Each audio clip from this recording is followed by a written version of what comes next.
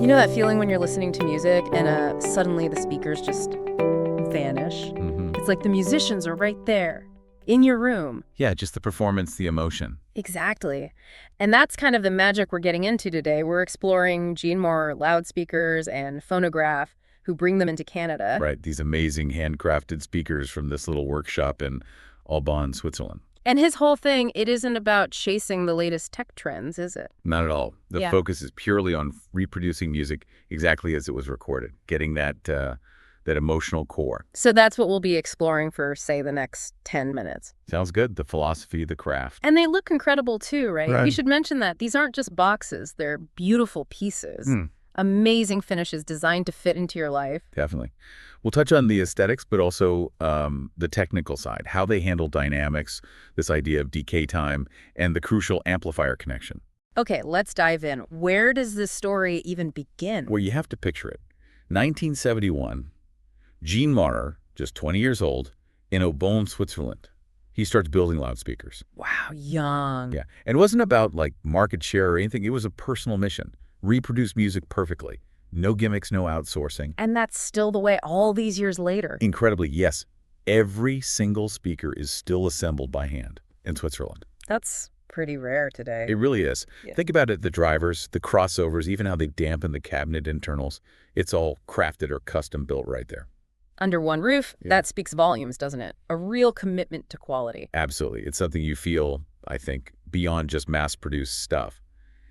And the vision continues. Jean's son, Mark Maurer, is involved now. Keeping that focus, making music feel real. Precisely. That's the core aim. And, Aubonne itself is interesting. The town. Yeah. It's in a region known for high-end Swiss artisans, designers, small manufacturers. You've got the Arboretum there, vineyards, the chateau. Ah, so it's a place where that kind of meticulous work, that blend of tradition and technical skill, feels natural. Exactly. Okay, so that craftsmanship definitely extends to the look and feel, the aesthetics you mentioned. Absolutely. The finishes are just gorgeous. You've got these real wood options, warm walnut, golden oak, deep cherry. You can almost picture them selecting the wood, can't you? Yeah, hand-selected, hand-applied, polished to really bring out the grain and depth. It's about timeless beauty, not just a trend. And they do painted finishes, too, for a different style. They do. Smooth, matte, quite minimalist, but applied with that same artisanal precision. The goal isn't flashy, then. It's more about fitting in. Exactly. They're designed to integrate, to look natural in a room with your furniture. A presence, maybe, rather than just decoration. Harmonious. Okay, cool. Now let's shift gears a bit under the hood, the technical stuff, because that's key to why they sound the way they do. Right. And one interesting thing is they're designed to be pretty easy to drive. Meaning you don't need some monster amplifier. Not necessarily. They work well with real-world amps, tube or solid state. No need for overly powerful or super specific setups. Okay. But there is something specific about how they interact with the amplifier, isn't there? Ah, yes. The electromotive counterforce. It's quite important. See, a loudspeaker isn't just passive, it's a reactive load. Reactive, meaning it pushes back. In a way, yes, electrically. To make sound, it draws current from the amplifier, often much more than it strictly needs for the movement itself, and then it sends energy back to the amplifier. Like pushing a swing and it coming back at you. That's a decent analogy, yeah. And that returning energy can be significant. How significant? Well, the peak current demand might be, say, 7 times the energy that actually moves the cone. The rest comes back. Okay, so the amp has 2 jobs then. Deliver the initial punch and handle the return. Exactly. Job 1, deliver enough current in amperes, not just watts, so it doesn't strain or clip. That sounds awful. Right, distortion, nasty stuff. And job 2, it needs good absorption capacity for that returning EMCF. What happens if it can't absorb it well? You can reflect back to the speaker, like an electrical echo. Ah, and that messes things up. Yeah, it can disrupt the spatial cues, the sense of acoustic space. It can muddy details, create unpleasant resonances, and hurt the dynamics. Things sound less lively, less clear. So, do different amplifier types handle this EMCF differently? Generally, yes. Transistor amplifiers can sometimes struggle to absorb that returning energy cleanly. So they might reflect more of it back. Potentially, yeah, which can spoil the dynamics and clarity. Though some transistor amps, or designs like Sugden's Class A amps, are known to handle it better. Okay, and tube amps? Tube amps. particularly those with well-designed, properly sized output transformers.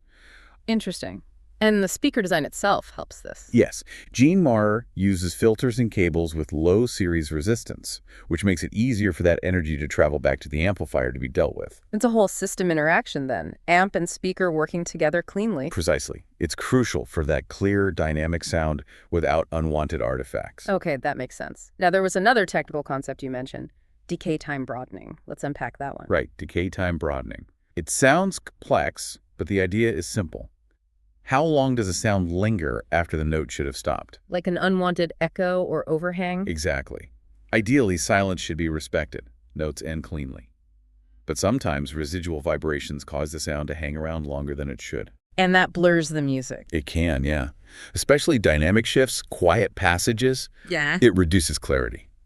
And there are three main culprits in a loudspeaker. Okay, let me guess. One is that EMCF thing we just talked about. If the amp doesn't absorb it, it creates electrical ringing. Spot on. That's the first one. Proper amp absorption is critical. What are the others? Physical vibrations, the box shaking. That's number two. Reactive mechanical energy, the actual movement of the drivers, the cone, the voice coil. That energy gets transferred to the enclosure, the cabinet. And makes it vibrate and add its own sound. Yes, adding coloration and prolonging the decay. Gene Maurer has some clever solutions here. Like what? Quartz sand. Sand inside the speaker. Yep, in a double-back enclosure. It's connected via a pre-stressed threaded pin, and the sand is incredibly effective at just absorbing those vibrations, deadening them. Huh.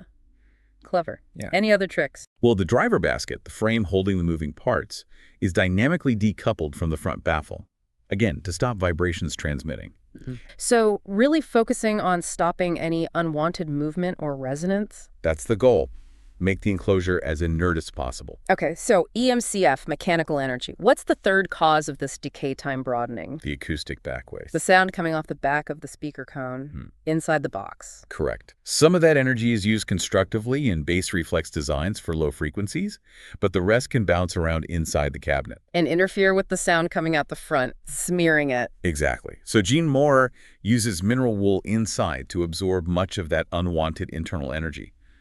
But again, the key is that inert cabinet, thanks to the sand damping. If the box isn't vibrating, the internal absorption works much better. So all this pretty intense engineering, it directly impacts what you actually hear, right? Absolutely. It's why people report that feeling of clarity and presence. I saw some comments from owners.